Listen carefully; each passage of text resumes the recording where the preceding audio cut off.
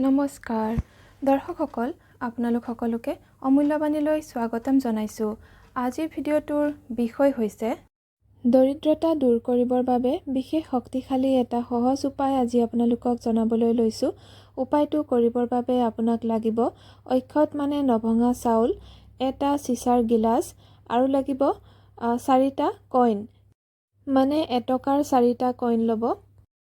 উপায়টো শনিবাৰে কৰিব আৰু এটা পৰিষ্কাৰ গিলাচ ল'ব চিচাৰ, গিলাচটো শুকানকৈ মচি ল'ব আৰু তাতেই আপুনি আধালৈকে মানে গিলাচৰ আধালৈকে চাউল ভৰাব। চাউলখিনি অক্ষত মানে নভঙা হ'ব লাগিব। এতিয়া সেই চাউলখিনিৰ ওপৰত 4টা এটকীয়া কইন দি দিব। এতিয়া পুনৰ গিলাচটো ভৰ্তিকৈ আপুনি চাউলেৰে ভৰাই দিব।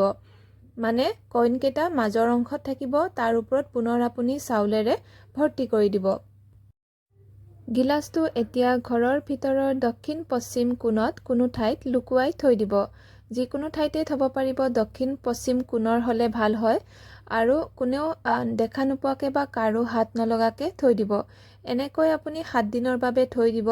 গিলাচটো লৰচৰ নকৰিব আৰু 8 নম্বৰ দিনা মানে পিছৰ শনিবাৰে আপুনি এই চাউলখিনি চৰাইক খাবলৈ দিব আৰু 4 টকা কইন আপুনি যিকোনো মন্দিৰত দিব পাৰে বা কোনো দৰিদ্ৰ লোককো দি দিব পাৰে।